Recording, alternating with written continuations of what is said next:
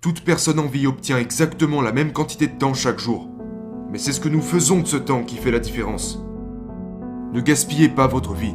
Fixez-vous de gros objectifs. Arrêtez de penser à ce qui ne va pas et commencez à penser à ce que vous pouvez faire. Aimez un peu plus, détestez un peu moins. Vous n'avez aucune idée de ce que vous êtes capable de faire, mais décidez aujourd'hui que vous allez le découvrir.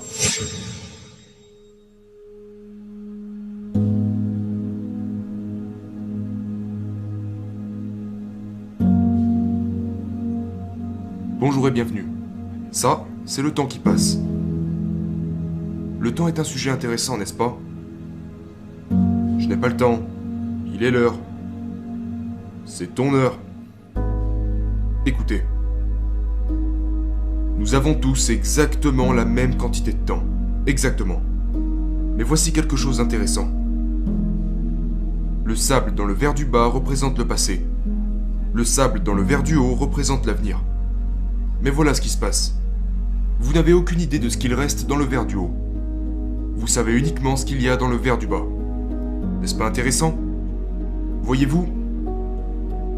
La seule chose avec laquelle nous avons quelque chose à voir est ce qui se passe ici au centre du verre. Tout le reste n'est qu'une illusion, un mythe, ce n'est pas là. Quand j'étais un petit enfant, ma grand-mère disait toujours « Je ne serai bientôt plus là, je ne serai bientôt plus là ». Mais vous savez, il me semble qu'elle a commencé à dire ça quand elle avait environ 60 ans. J'étais un petit enfant. Maintenant, à cette époque, je pensais que 60 ans, c'était vraiment vieux. Mais je n'ai plus le même avis depuis. Mais c'est ce que je pensais à l'époque. Ma grand-mère disait « Je ne serai bientôt plus là, je ne serai bientôt plus là ». Nous pensions que grand-mère ne mourrait jamais. En tout cas, on ne le voulait pas. Nous l'aimions énormément. C'était un ange. Mais elle nous a quittés à 94 ans.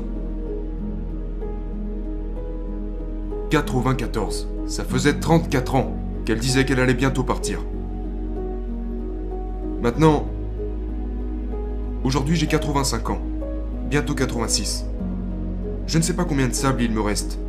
Je sais combien de sable est ici, mais ce qui est dans le verre du bas est parti. Quand j'étais jeune, à la même époque, j'avais un ami qui s'appelait Bob Yates. Bob et moi étions comme les doigts de la main. On faisait tout ensemble. Juste deux jeunes garçons. Et Bob a eu 16 ans un peu avant moi. C'est à ce moment qu'il a obtenu son permis. Il s'était engagé sur une autoroute à Toronto dans sa petite camionnette. Et il transportait un tas de pots de peinture, environ 16 pots de peinture juste à l'arrière de son siège. Il s'est heurté contre la structure d'un pont, les pots de peinture n'étaient pas attachés et il a fini écrasé entre le pont et les pots de peinture. Comme ça, à 16 ans, mort. Il y a eu de la peinture sur la structure de ce pont pendant de très nombreuses années. Si on avait demandé à Bob, une demi-heure avant qu'il finisse contre ce pont, combien de temps il pensait lui rester, il aurait probablement répondu au moins 50 ans. Il ne lui restait même pas une demi-heure. Puis il y a ma grand-mère qui avait 60 ans et qui disait tout le temps qu'elle nous quitterait bientôt alors qu'il lui restait 34 ans à vivre. Bob a 16 ans. Terminé. La vérité est que nous ne savons pas combien de temps il nous reste. Mais nous savons que nous sommes ici, et la seule chose que nous avons vraiment est ce qui se trouve ici, juste au centre. Maintenant. Si nous voulons profiter davantage de la vie, nous devons faire tout notre possible. Maintenant. On ne doit pas dire « Eh bien, plus tard je le ferai ». Ou alors ne nous plaignons pas de ce qui ne s'est pas produit dans le passé. Voyez-vous, j'ai des sabliers autour de moi en permanence. J'en ai 2 ou 3 par ici, et il y en a un autre quelque part par là-bas. Et cela me rappelle que tout ce que j'ai vraiment, c'est maintenant. Je veux être aussi efficace que possible. J'ai eu de nombreux mentors dans ma vie. Napoleon Hill étant l'un des plus grands. Earl Nightingale pendant 5 ans. Ray Stanford. Le docteur McFarland. Ken McFarland était un homme phénoménal. Dr Harry Roder, Leland Val van der Waal, ces personnes m'ont aidé à façonner mon esprit. J'ai commencé avec rien. Et j'ai construit une entreprise qui opère partout dans le monde. J'ai gagné des millions de dollars. Et j'en suis arrivé à la conclusion que vous et moi sommes capables de faire tout ce que nous pouvons voir. Si nous pouvons le voir dans notre tête, nous pouvons le tenir dans notre main. Nous devons sortir et faire les choses différemment. Nous devons arrêter de nous comporter comme si c'était un jeu. Nous devons traiter la vie telle qu'elle est, sacrée. Et nous sommes capables de faire tout ce que nous voulons. mais nous devons le faire.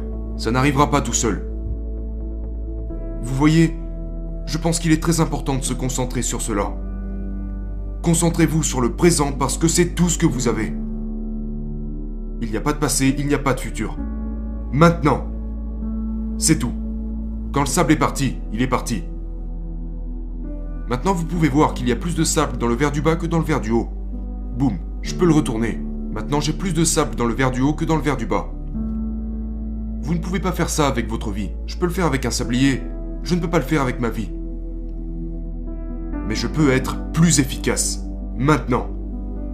En décidant de ce que je vais être. Et c'est ce que je vous recommande de faire. Ne perdez pas votre temps. Toute personne en vie obtient exactement la même quantité de temps chaque jour. Mais c'est ce que nous faisons de ce temps qui fait la différence. Ne gaspillez pas votre vie. Fixez-vous de gros objectifs. Arrêtez de penser à ce qui ne va pas et commencez à penser à ce que vous pouvez faire. Aimez un peu plus, détestez un peu moins. Vous n'avez aucune idée de ce que vous êtes capable de faire, mais décidez aujourd'hui que vous allez le découvrir. C'était Bob Proctor. Merci.